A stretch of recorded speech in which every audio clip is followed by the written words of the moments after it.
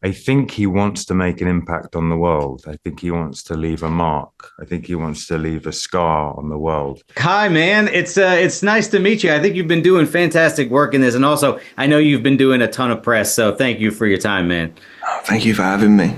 I really like your posters behind you. They look Oh, really thank good. you, man. Just a bunch of grown man child stuff back here. This is just a drop in the bucket. I have way too much. I need to sell a lot of it. Now, I see Michael Myers from Halloween. He said there's some inspiration for Aemond. it's what about inspiration? He served as some inspiration for Aemond for sure. Oh, sure. really? Tell me. That's interesting. How? Just like, just through his physicality, no matter how slow he walks, he always catches up with Jamie Lee Curtis. He doesn't have to say much. He's just super scary. The way he inhabits space was something that I used with Aemond for sure. Oh, wow. I love that. Now, I want to try to avoid spoilers, but something I did want to bring up in reference to Aemon in these first couple episodes is there's a scene where we see Aemon and he's almost like in a fetal position, right? And it feels like it's the most vulnerable that we've seen him. And I wanted to ask, how do you think privately he's reconciling with what he's done? Oh, I think that's one of the beauties of the character. You're not completely sure, It's like, Aemond's thing, you don't necessarily what's going on inside with Aemond, but you do know something is going off inside there. There are cogs turning behind his eyes. You're not too sure which way he's going to go. And I love how Aemond continually, he continually challenges the audience of what you think about him. In those last 3 scenes of season 1, I wanted to create a character who was just complete darkness, only to contradict that at the end of the series when you see that face of regret on Aemond, recognizing that was a mistake, and going into season 2, you are going to see other moments like that are quite unexpected. It's encoded in Aemond's DNA to a certain extent to surprise people. Actually, that sort of leads into my next question. Considering where we left off and that face of regret, but what was an aspect of Aemond's personality that you were the most excited to come back and explore for season 2, based on what you got to work with in season 1? I think it was about exploring that shadow side. Creating a more morally compromised grey character going into season 2, seeing another angle to him. The 3 episodes that I had with Aemond, I wanted to create him as almost like this one-dimensional Black Cat sort of character, and season 2 you are going to see other dimensions to him for sure.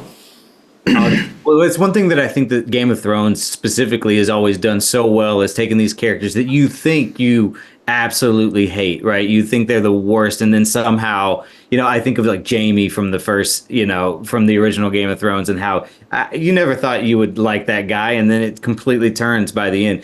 But back to Aemon, do you prefer the eyepiece or the eye patch? Like, and do you feel like his temperament changes based on whether he's wearing the eye patch or not? That's a good question. I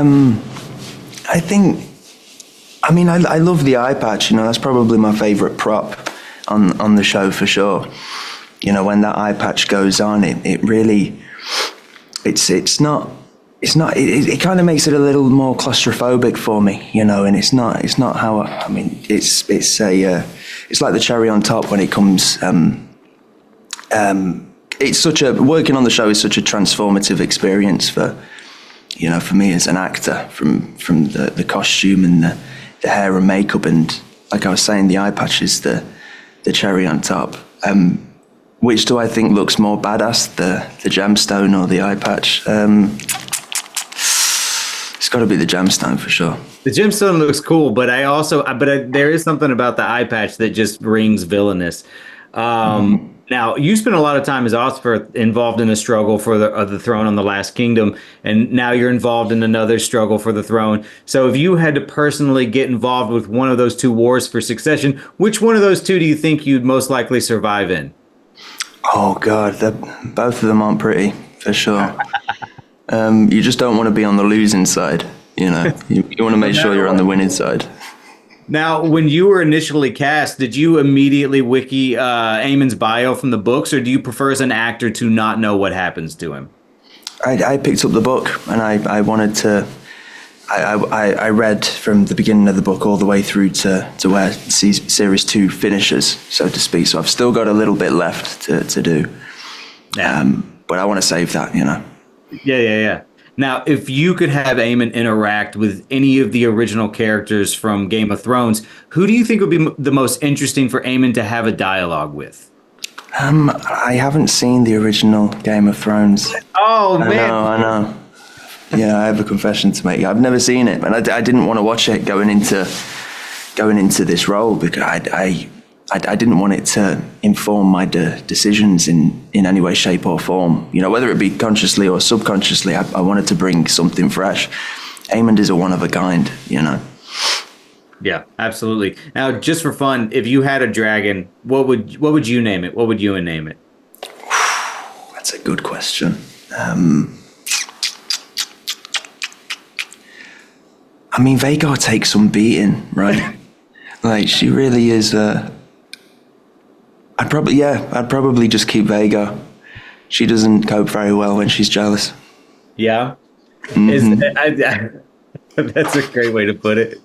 I don't think I would have anything as cool. Like, my dog's name is Dexter, so it just wouldn't be anything as cool as a name like that. Just not that inventive. Dexter. I love that. Well, dude, I want to thank you for your time. Like I said, I know that you're talking to a lot of people and doing a lot of press, and I know that these days can be sort of exhausting. So thank you very much. I really appreciate it. Well, thank you for having me. Hi, guys. So nice to meet you. I love the second season so far. I've only seen the first 2 episodes, but it's incredible, and it's going to be really hard to not talk spoilers with you. So thank you very much for your time. No, pleasure, mate. Thank you. Now, Tom, have you ever sat on anything more uncomfortable than the Iron Throne? Yeah, but I'm not going to disclose that. Now my imagination's at work. No, there's a scene where you're sort of lounging on the throne, and I thought, there's no way his legs or his shoulders not asleep yet. Yeah. No, pins and needles were real that day. I believe it. Now, it's not every day that you guys, get to play characters who are both spouses and siblings. So how do you approach understanding characters who have such a unique dynamic? Because it comes worryingly naturally. Yeah, that was our suggestion, actually.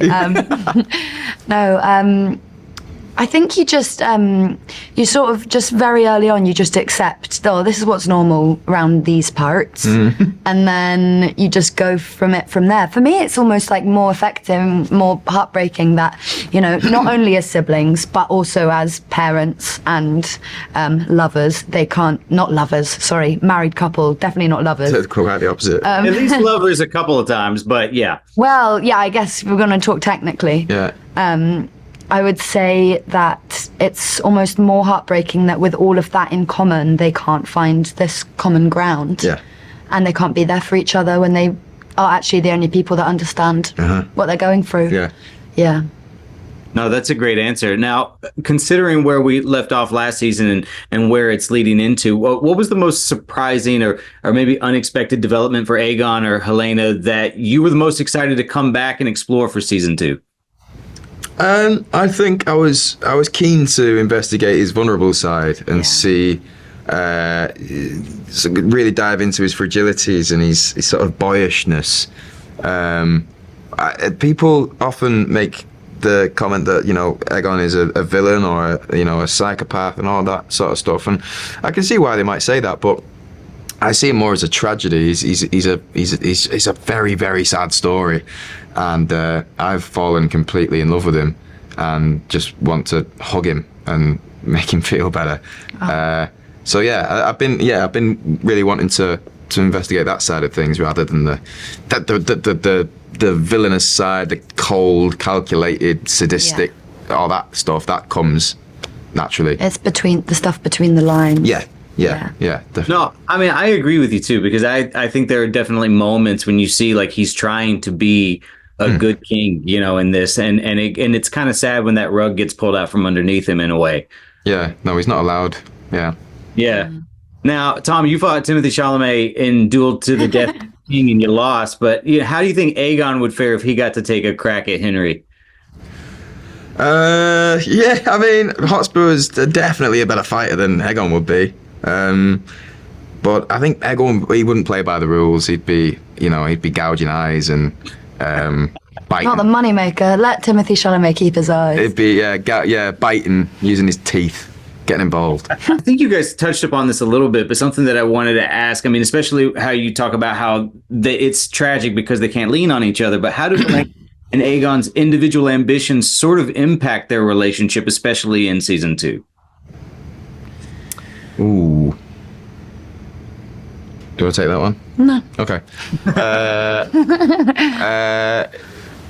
Sorry, can you repeat the question again? Because maybe I will.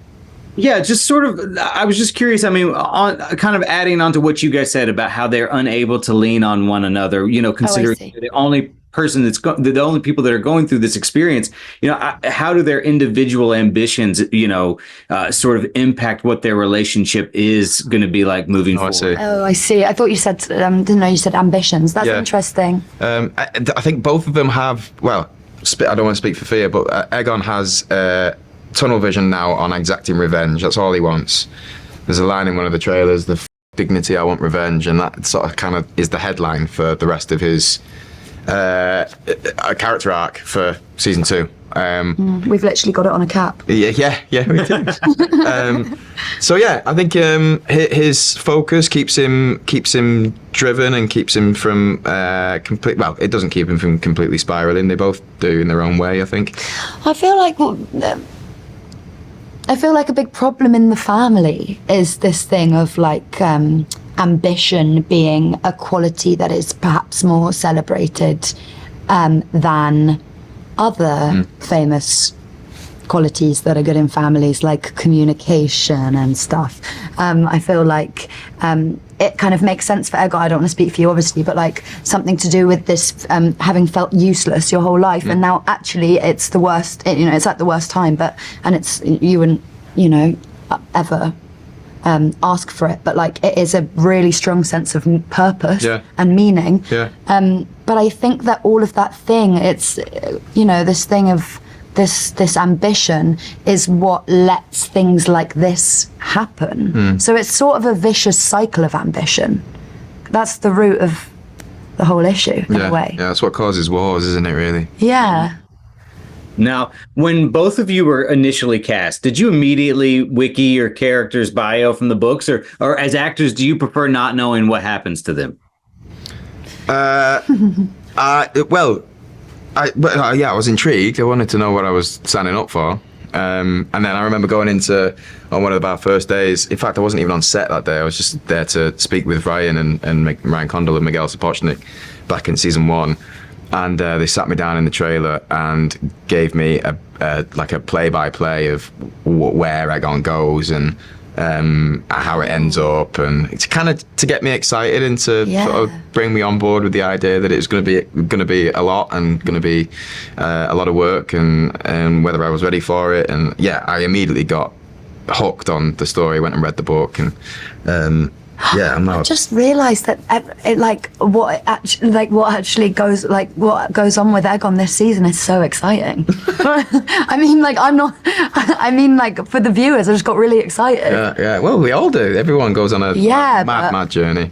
I got a lot to look forward to.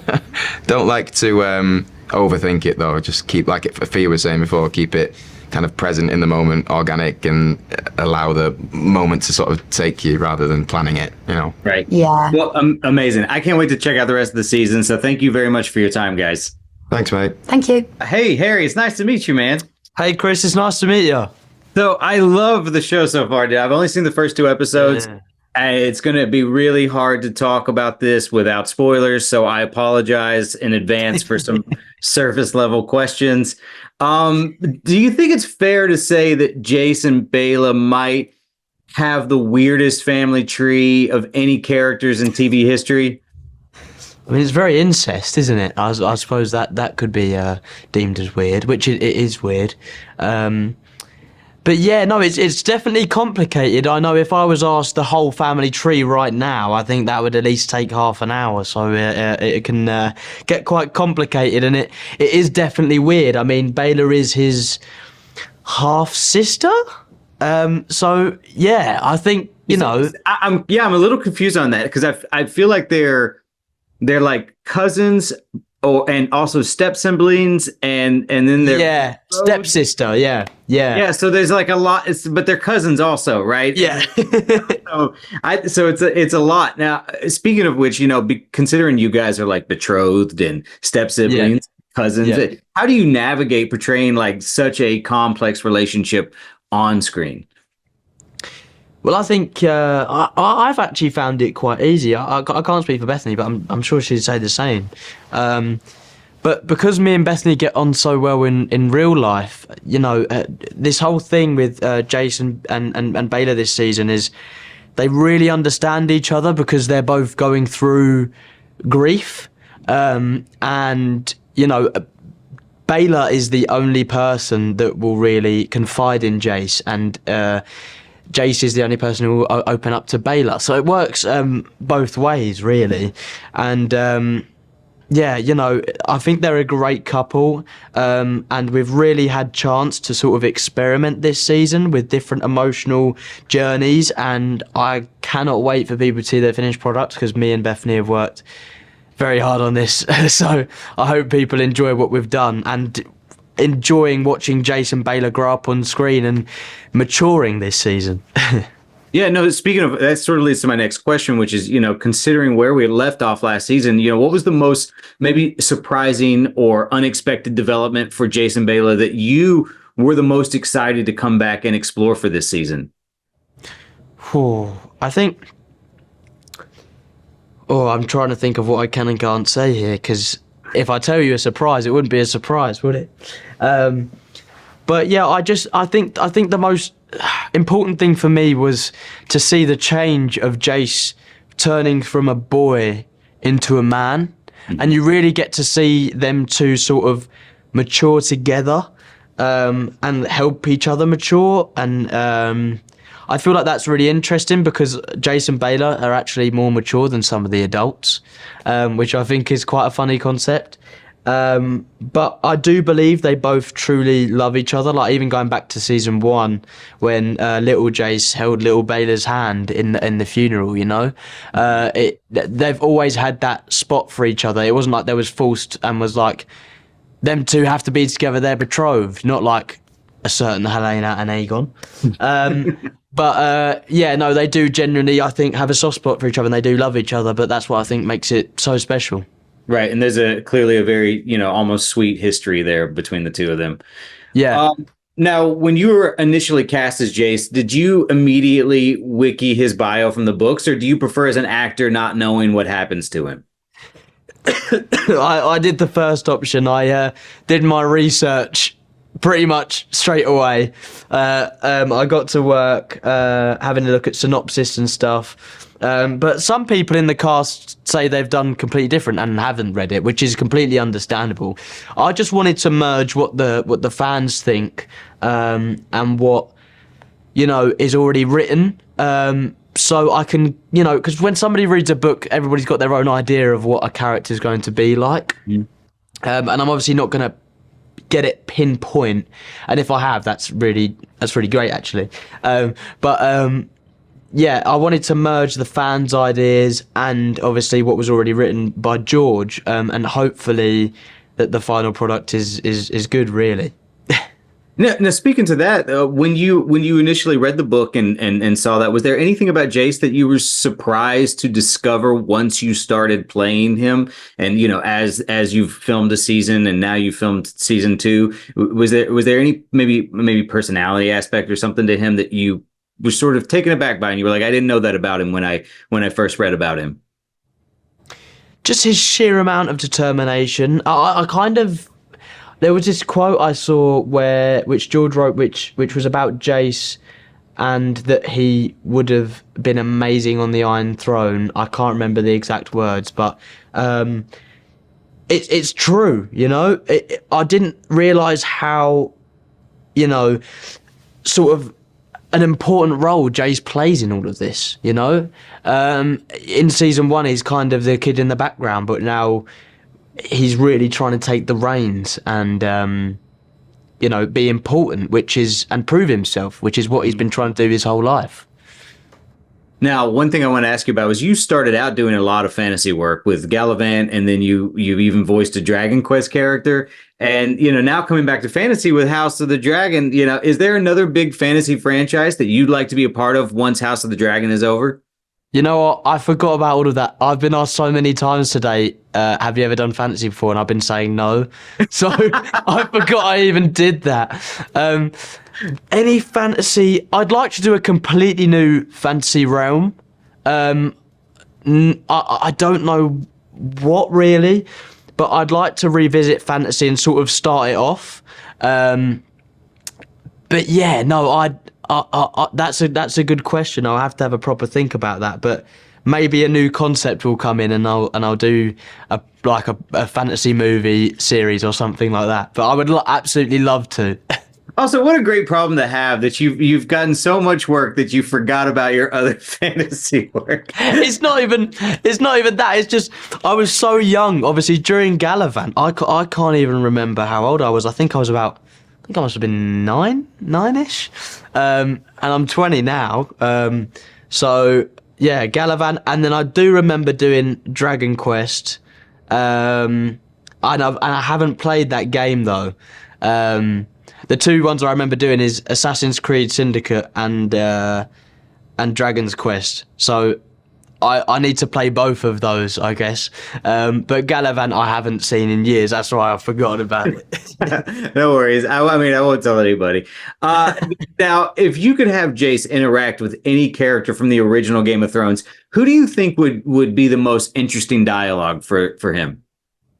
Season 2, Jace, I'd say Kit Harington, aka Jon Snow.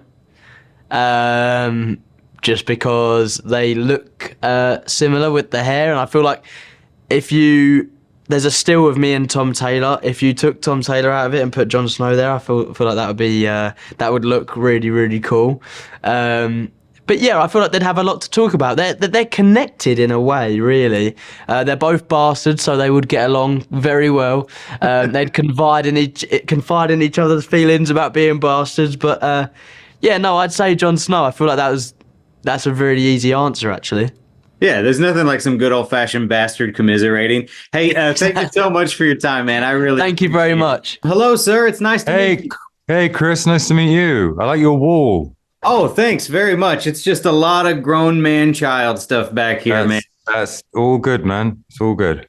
So I mean, dude, I love your work on the show. I mean, you've been fantastic, and I've seen the first 2 episodes so far. I'm going to try really hard not to spoil anything, but I think it's going to be difficult. So I apologize in advance if any of these questions are like surface level. I'd like to get into more with you, but what is it about people with body parts in their names that makes them so cunning and conniving? I think of like Clubfoot, Littlefinger, things like that. Yeah, I don't know. Yeah, there's a correlation there, isn't there? I don't know. Yeah, that's a really good question. You stumped me. I don't know. No, but what I really do want to ask is, I mean, how would you compare Laris to some of the other shadowy sort of masterminds in Game of Thrones, like Littlefinger or Varys? I don't know really. They'd form a good like boy band. They'd be an interesting group to hang around with. I don't know. They're all just sort of I don't know, but secretive bastards. I don't know what else to. Well, to I mean, have you figured out sort of maybe what you think motivates Laris? Like, where Varys did it for like the stability of the kingdom, and Littlefinger did it for personal power. I mean, what is it that you think Laris does it for? I think he grew up so underestimated. I think nobody expected anything from him. I think he wants to make an impact on the world. I think he wants to leave a mark. I think he wants to leave a scar on the world. I don't think he cares about like his legacy or name. I don't think he needs anybody to like know. I think for himself, he just wants to have made an impact. That's interesting. I like the term scar too. Almost like it doesn't matter if it's good or bad. It's just as long as he leaves a mark. I was here. Yeah, I think Yeah. that's it. I don't think he needs to carve his name on the tree, but I think he'll cut the tree down. Interesting. I love that. Now considering where we left off last season, what was the most surprising or unexpected development for Laris that you were the most excited to come back and explore for season 2? I was I was I was really excited to see him fail. In the first series, everything he did, he just sort of succeeded at. All his plans sort of fell into place, and you didn't really get to see him striving for it. You just sort of saw the aftermath. Whereas this series, you get to see him playing the game in real time, and you get to see him failing and coming up against obstacles, and also coming up against people who aren't buying it, and him having to pivot. There are a few instances in season 1 where he tried something and it didn't work, and you saw him having to sort of negotiate, and it didn't make the cut, sadly. But I'm interested in that. I'm interested in people coming up against obstacles and what they do to get through it. Yeah, and sort of redirect their course of action. Now, Yeah. you've done a lot of Shakespeare in your career. How has this influenced your role as Laris? Like, did you find him to be Machiavellian or tragic in a Shakespearean kind of way? Oh, yeah. I never really know what that means, like sort of Shakespearean, because it's also sort of human, isn't it? But there's definitely archetypes there. Weirdly, I was meant to play Richard III before COVID, and then COVID came in, and I ended up playing this. So it's a strange thing how life works out. But no, I wouldn't say it sort of helped. I don't know. I mean, the writing's great, but good writing's good writing. Whoever writes it. Yeah, sorry, it's a bit of a non-answer, isn't it? Sorry. No, he's one of those characters that I find interesting. Like if he turned to the camera and started telling you his plans like Iago, I would, you know what I mean? I should try that one episode. Yeah, I should try that. Hey guys, listen, come here. Yeah, be great. Yeah. Now, when you were cast, did you immediately wiki his biography or from the books, or do you prefer as an actor not knowing what's going to happen to him? Oh, I did. Yeah, I did. I did do all that. Yeah, I kind of have worked backwards from the ending, really strangely. I don't know if you know his ending, but I don't know his ending. I right. sort of surface level, like seeing like what happened at the end with some of the major characters, but I don't know specifically about Laris. Yeah. No, I did charted the whole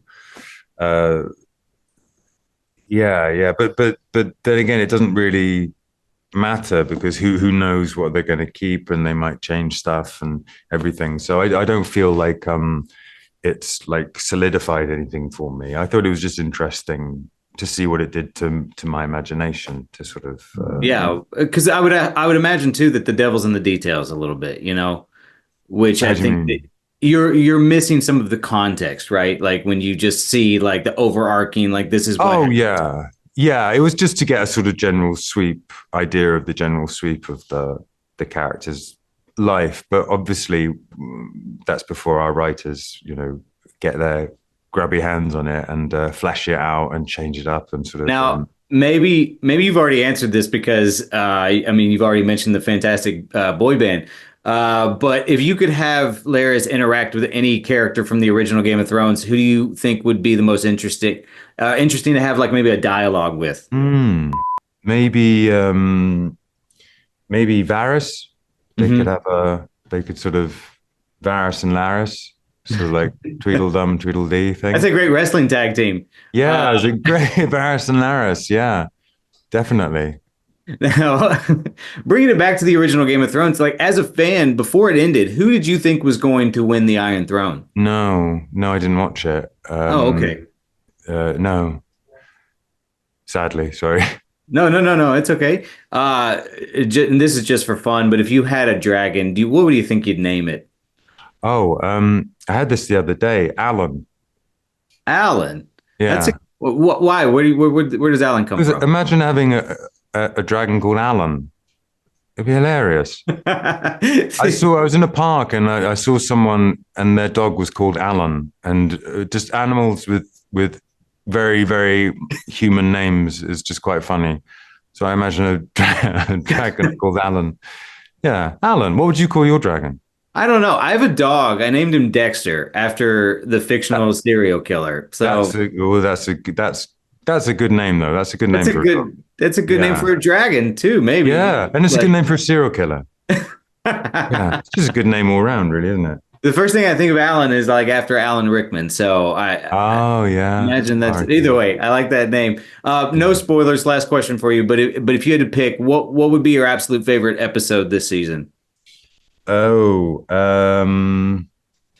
all 4 was going to knock your socks off. Oh man, I can't wait. Yeah. Like I said, I've only seen the first 2, so I'm looking forward to it. Thank you, sir, so much for your time. Like I said, I love your work in this. I really appreciate it. Thank you. Thank you so much. It's very kind of you.